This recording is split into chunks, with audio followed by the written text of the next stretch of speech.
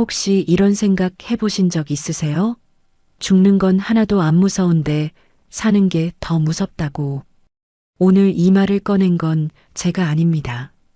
경북 안동 어느 시골 마을에 사시는 73살 박씨 어르신이 하신 말씀이에요. 중학교 졸업하고 나서 단 하루도 쉬어본 적이 없다고 하셨어요. 60년을 꼬박 일했는데 지금 통장 잔고는 43만 원이래요. 이번 달 전기세 내고 나면 20만 원도 안 남는다고요. 대한민국 노인 10명 중 4명이 지금 이 순간 빈곤층입니다.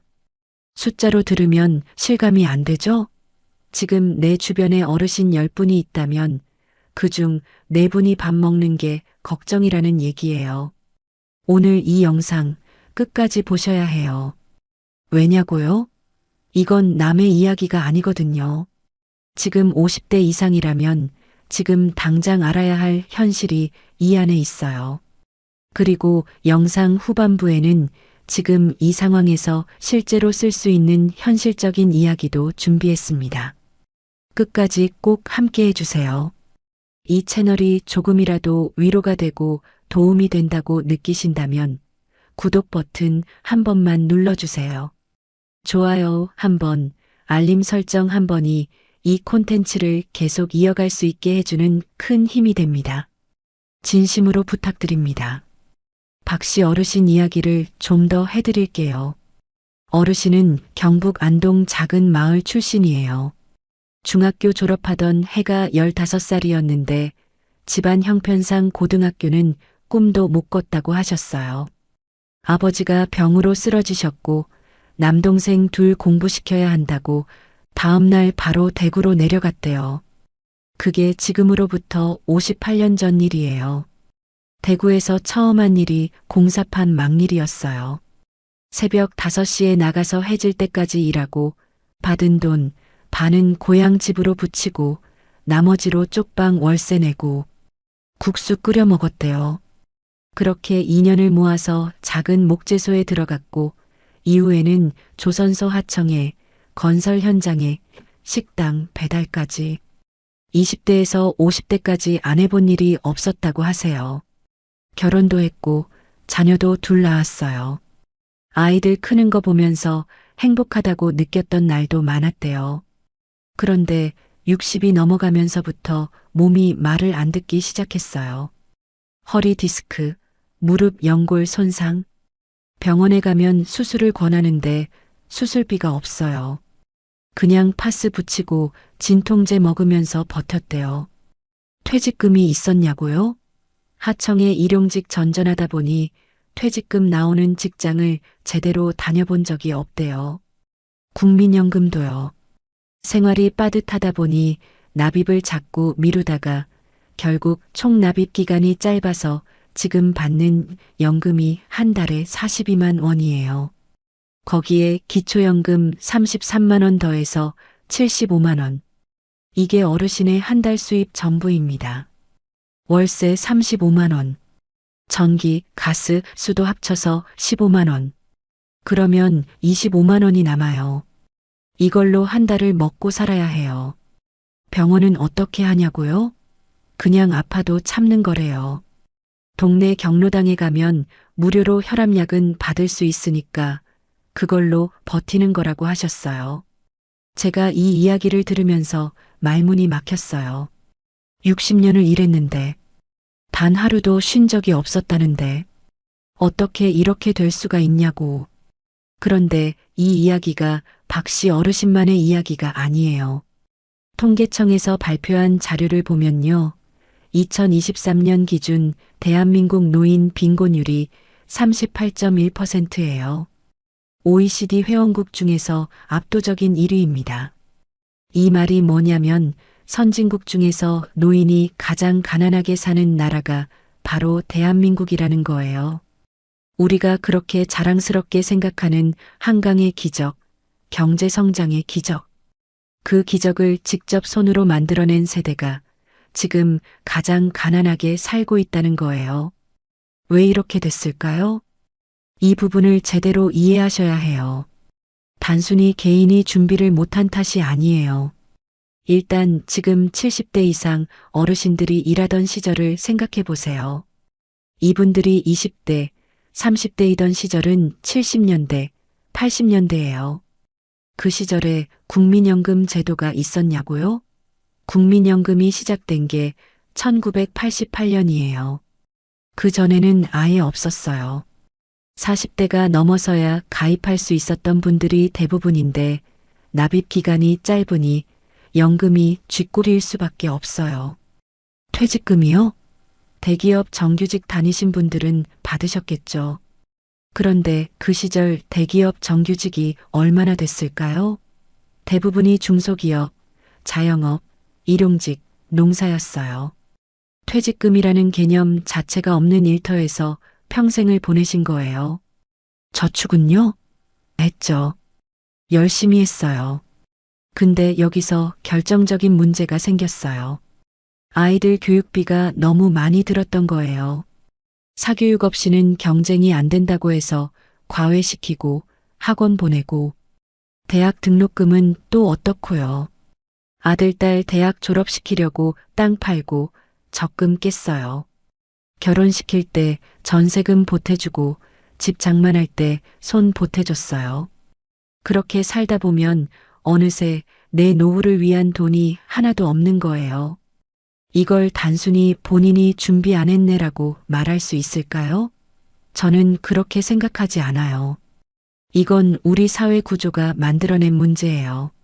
한 세대 전체가 자신의 노후보다 자식 교육과 집 장만에 올인하도록 설계된 사회에서 이제 와서 노후 준비 못했다고 탓하는 건 너무 가혹한 거 아닌가요? 이번엔 조금 다른 이야기를 해드릴게요. 서울 은평구에 사시는 68세 이진숙 씨 이야기예요. 이분은 박 씨 어르신하고는 상황이 조금 달라요. 65세까지는 그래도 중소기업 회계팀에 다니셨어요. 퇴직금도 2,300만 원 받으셨고 국민연금도 매달 82만 원 나와요. 형편이 훨씬 나은 것 같죠? 근데 왜 이분이 지금 새벽 4시 반에 일어나서 편의점 앞 물류정리 아르바이트를 하고 있을까요? 이진숙 씨 아들이 사업을 시작한다고 했을 때 어머니는 거절하지 못했어요. 퇴직금 2,300만 원 중에 2천만 원을 보태줬어요. 아들 잘 되는 게 제일 좋은 거라고 생각했으니까요. 근데 아들 사업이 2년 만에 문을 닫았어요. 돈은 돌아오지 않았어요. 그때부터 이진숙 씨는 연금 82만 원으로 살아야 했는데 서울에서 82만 원으로 산다는 게 가능한 얘기예요? 월세가 45만 원이에요. 관리비 포함하면 50만 원이 넘어요. 식비, 교통비, 핸드폰 요금, 약값까지 더하면 매달 20만 원에서 30만 원씩 모자라는 거예요. 그 부족분을 메꾸려고 새벽 아르바이트를 시작한 거예요. 이진숙 씨가 아르바이트 하는 걸 아들이 알까요? 몰라요. 아들한테 말 못한다고 하더라고요. 아들도 지금 형편이 안 좋은데 짐이 되기 싫다고요. 그냥 건강하다고 잘 지낸다고 전화할 때마다 말한대요. 저는 이 이야기를 들으면서 가슴이 너무 아팠어요. 새벽 5시 편의점 앞에서 혼자 박스 정리하는 68세 여성. 아들한테는 잘 지낸다고 말하면서 이분이 뭘 잘못한 걸까요? 이분이 노후 준비를 안 한 게 잘못인 걸까요? 저는 아니라고 생각해요. 우리 시대의 부모님들은 자식을 위해 자신을 지운 세대예요. 그게 이분들한테는 삶의 방식이었고 사랑의 표현이었어요. 근데 이제 그 결과로 혼자 새벽을 버텨야 하는 상황이 된 거예요. 자, 이제 좀 더 구체적인 숫자 이야기를 해볼게요. 국민연금공단이 발표한 자료에 따르면 2023년 기준 국민연금 평균 수령액이 65만 원이에요. 근데 이걸 좀 더 들여다보면요. 20년 이상 납입한 사람들 기준으로 평균이 85만 원이고 전체 수급자 평균은 65만 원이에요. 전체 노인 인구 중에서 국민연금을 받는 분들 비율이 얼마나 될까요? 50%가 겨우 넘어요.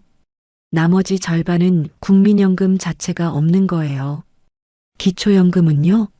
기초연금은 소득 하위 70% 노인에게 지급되는데 2024년 기준 최대 33만 4천 원이에요. 국민연금이랑 기초연금 둘 다 받는 사람은 중복 조정이 돼서 실제로는 더 적게 받아요. 국민연금을 좀 받는 분들은 기초연금이 줄어들고 기초연금 받으려면 국민연금 금액이 올라갈수록 삭감되는 구조예요. 쉽게 말하면요.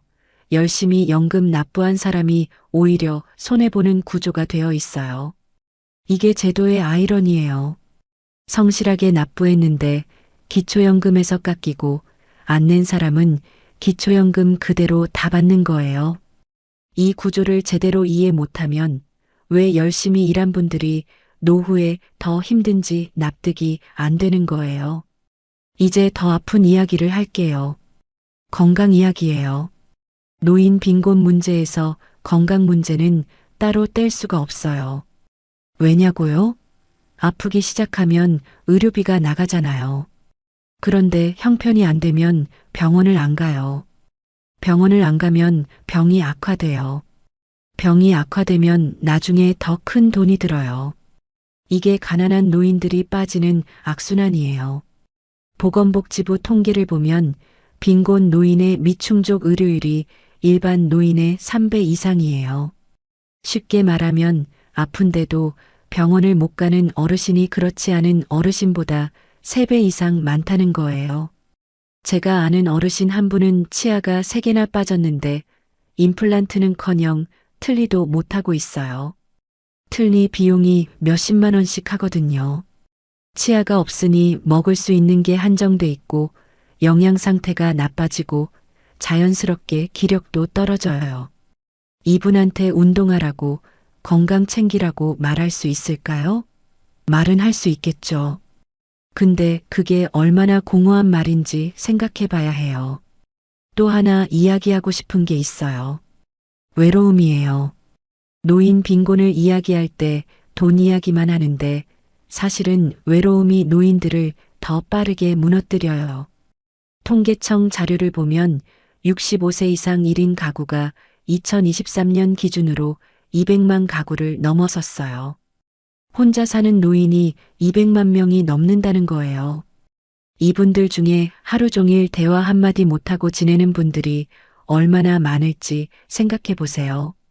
대전에 사시는 72살 최 씨 할머니는 아침에 눈 뜨면 제일 먼저 하는 게 TV를 켜는 거래요.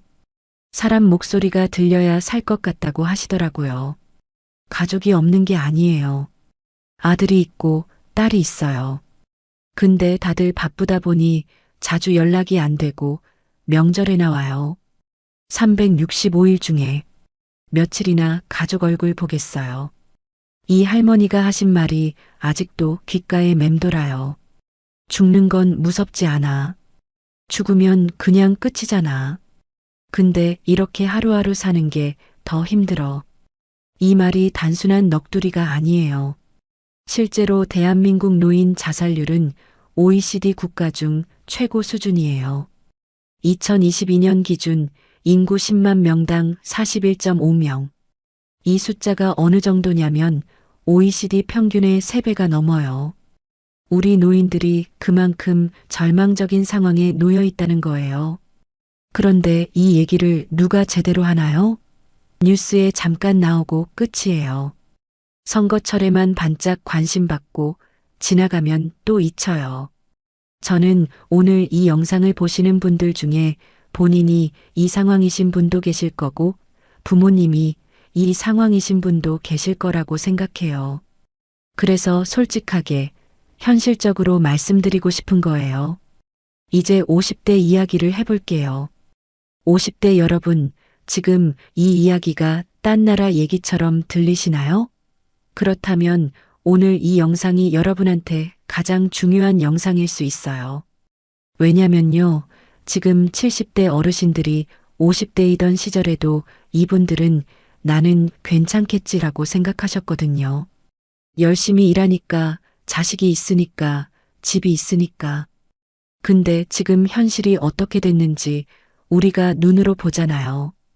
50대 현재 상황을 통계로 보면요.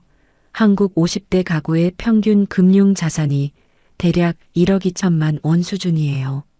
근데 이걸 노후 30년으로 나눠보면 한 달에 33만 원이에요. 국민연금이랑 합쳐도 수도권에서 한 달 생활비로는 턱없이 부족한 금액이에요. 더구나 이건 평균이니까 중간값은 훨씬 낮을 거예요. 집이 있다고요? 집은 있는데 현금이 없는 분들이 엄청 많아요. 이걸 자산은 있는데 현금 흐름이 없는 상태라고 해요. 집값이 2억 3억이어도 현금 수입이 없으면 매달 살아가기가 너무 힘들어요. 그럼 어떻게 해야 하냐고요? 지금 바로 현실을 직시하는 것부터 시작해야 해요. 불편하더라도 지금 내 상황을 숫자로 정확히 보는 거예요. 첫 번째로 국민연금 예상 수령액을 지금 당장 확인해 보세요. 국민연금공단 홈페이지에 들어가면 내가 예상하는 수령 시기에 얼마를 받을 수 있는지 나와요. 생각보다 적게 나오는 경우가 많아요. 그 금액을 보고 충격받는 게 낫지 막상 수령 시기가 돼서 충격받는 것보다 훨씬 나아요. 두 번째로 지금 내 한 달 최소 생활비가 얼마인지 계산해 보세요. 최소한의 삶을 위한 비용, 월세 또는 관리비, 식비, 의료비, 교통비, 통신비. 이것만 해도 얼마가 나오나요? 수도권이면 최소 150만 원은 필요해요. 지방이어도 100만 원 아래로는 힘들어요. 그 최소 생활비와 예상 연금 수령액 사이의 갭이 얼마인지를 지금 봐야 해요. 세 번째로 그 갭을 메울 방법을 지금부터 생각해야 해요. 일을 더 할 수 있는가? 어떤 일을? 임대 수입을 만들 수 있는가? 지출을 어디서 줄일 수 있는가? 이 질문들을 지금 해야 해요. 나중에 하면 늦어요. 자녀한테 기대는 건 어떻냐고요? 솔직히 말씀드릴게요. 지금 우리나라 3, 40대 자녀 세대는 본인들도 살기가 너무 힘들어요. 집값, 전세 사기, 아이 키우는 비용, 경쟁. 자녀가 부모를 부양하는 문화 자체가 빠르게 사라지고 있어요. 통계를 보면 50세 이상 부모 중에서 자녀한테 노후를 기대한다고 응답한 비율이 10년 전에는 40%였는데 2022년에는 13%로 뚝 떨어졌어요. 이건 기대를 안 하겠다는 게 아니라 기대할 수 없다는 걸 알게 된 거예요. 이런 얘기 들으면 너무 암담하게만 들리죠? 근데 저는 희망 없는 말을 드리려는 게 아니에요. 지금 70대 어르신들이 처한 상황이 빠져나오기 정말 힘든 건 사실이에요. 그분들한테 지금 당장 뭔가를 바꾸라고 말하기는 어려워요. 하지만 지금 50대, 60대 초반이라면 아직 바꿀 수 있어요. 한 가지만 말씀드릴게요. 지금 50대이고 국민연금을 받을 수 있는 나이까지 아직 몇 년이 남았다면 이메 계속 가입을 검토해 보세요. 국민연금은 원래 만 60세까지 납부하는 건데 이메 계속 가입을 신청하면 만 65세까지 더 넣을 수 있어요. 납입 기간이 길어질수록 수령액이 올라가요. 적게는 10만 원에서 많게는 수십만 원까지 차이가 날 수 있어요. 한 달에 10만 원이 더 나오는 게 30년이면 3,600만 원이에요. 절대 작은 금액이 아니에요. 또 하나는요, 주거 비용을 어떻게 할 것인지를 지금 생각하셔야 해요. 수도권에서 은퇴 후 계속 사실 건지, 지방으로 내려갈 건지. 같은 생활 수준이어도 지방 소도시는 수도권의 절반에서 70% 비용으로 살 수 있어요. 이건 엄청난 차이예요. 한 달에 50만 원이 절약된다고 하면 20년이면 1억 2천만 원이에요. 은퇴 후 이사를 고민하는 것 자체가 노후 준비예요. 하지만 이건 미리 생각하고 결정해야지 갑자기 하면 어렵거든요. 지금부터 어느 지역에서 살고 싶은지, 그 지역의 생활비가 얼마인지, 의료 환경은 어떤지를 조금씩 알아보세요. 이제 일자리 얘기를 해볼게요. 요즘 60 넘어서도 일하는 분들이 정말 많아요. 나쁜 게 아니에요. 오히려 건강 유지에도 도움이 되고 사회적 연결감도 생기고 수입도 생기니까 좋은 면이 있어요. 문제는 일하고 싶어서 일하는 게 아니라 안 하면 못 먹어서 일하는 경우예요. 노인 일자리 사업이 있어요. 정부에서 운영하는 건데요. 지역 주민센터나 시니어 클럽에서 신청할 수 있어요. 한 달에 29만 원에서 40만 원 정도 되는 공공형 일자리부터 사회 서비스형, 시장형까지 종류가 다양해요. 금액이 크지는 않지만 연금에 더해지면 생활에 도움이 돼요. 몰라서 못 신청하시는 분들이 많아요. 가까운 주민센터에 문의해 보시면 어렵지 않게 신청할 수 있어요. 그리고 아직 스마트폰에 익숙하신 분들이라면 크몽이나 타린 같은 플랫폼에서 본인이 평생 해온 일을 살려서 강의나 자문을 제공하는 방법도 있어요. 요리를 잘하신다면 쿠킹 클래스, 원예를 잘하신다면 화분 관리 강의, 어렸을 때부터 손재주가 좋으셨던 분들은 공방 운영도 생각해 볼 수 있어요. 나이가 경력이 되는 일들이에요. 제가 아는 63세 어르신은 30년 넘게 전기기술자로 일하셨는데 은퇴 후에 유튜브 채널을 만들어서 전기 관련 자격증 취득 방법을 올리기 시작하셨어요. 첫 1년은 구독자가 500도 안 됐는데 2년이 지나니까 구독자가 4만 명이 넘었어요. 지금 한 달에 수입이 200만 원이 넘게 나온대요. 기술이 있으신 분들은 그 기술을 콘텐츠로 만드는 시대예요. 물론 모든 분들이 이렇게 할 수 있는 건 아니에요. 몸이 안 따라주시는 분들도 있고 디지털이 너무 낯선 분들도 있어요. 그분들한테 유튜브 하세요 하면 그게 무슨 소용이에요. 그래서 저는 각자 상황에 맞는 현실적인 한 걸음이 있다고 말씀드리고 싶은 거예요.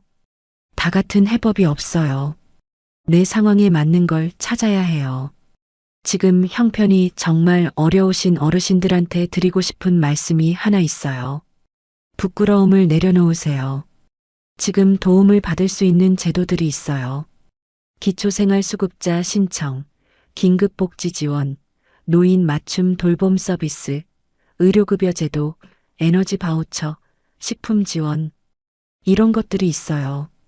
근데 많은 어르신들이 내가 이런 거 받을 처지가 아니다라고 생각하시거나 신청하는 게 창피하다고 느끼세요. 이거 창피한 거 아니에요. 내가 낸 세금으로 만든 제도예요. 당연히 받으셔야 해요.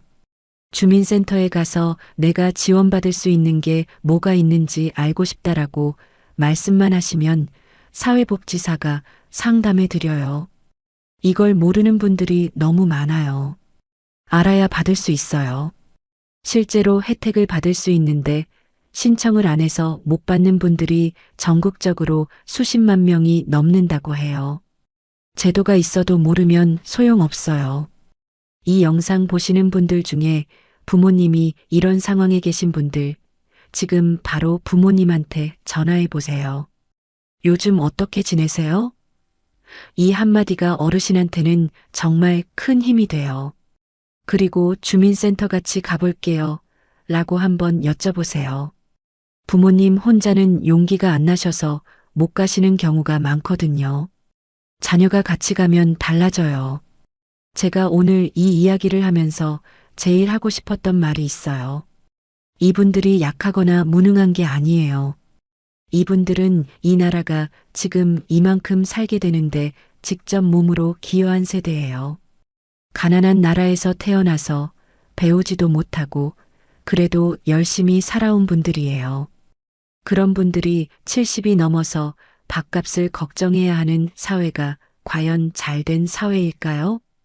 저는 이 질문을 우리 모두가 함께 물어봐야 한다고 생각해요. 노인 문제는 노인만의 문제가 아니에요. 오늘의 노인이 어제의 청년이었고 오늘의 청년이 내일의 노인이 되는 거잖아요. 지금 우리 사회가 노인을 어떻게 대하는지를 보면 내가 늙었을 때 어떻게 대우받을지가 보이는 거예요. 그래서 저는 이 영상을 통해 단순히 노후 준비 잘하라는 말만 드리고 싶지 않아요. 이 현실을 제대로 보자는 거예요. 알아야 바뀌고 바뀌어야 더 나은 사회가 되는 거니까요. 오늘 정말 무거운 이야기 드렸죠. 그런데 외면하면 안 되는 이야기이기도 해요. 박 씨 어르신은 오늘도 새벽에 일어나세요. 이진숙 씨는 오늘도 편의점 앞에 나가셔요. 최 씨 할머니는 오늘도 TV를 틀어놓고 혼자 밥을 드세요. 이분들의 하루가 달라지려면 우리가 먼저 알아야 해요. 그리고 내 주변을 한번 돌아봐야 해요. 오늘 이 영상을 보신 뒤에 딱 한 가지만 해보세요. 부모님한테 전화 한 통하거나 아니면 국민연금 예상 수령액을 지금 확인해 보세요. 작은 것 같지만 그게 시작이에요. 저는 앞으로도 이런 이야기를 계속 해드릴 거예요. 뻔하지 않게 진짜 현실을 담아서요. 다음 영상도 꼭 기다려주세요. 오늘 하루도 정말 수고 많으셨습니다. 이 영상이 닿는 모든 곳에 따뜻한 위로와 충분한 여유가 함께 하시길 진심으로 바랍니다.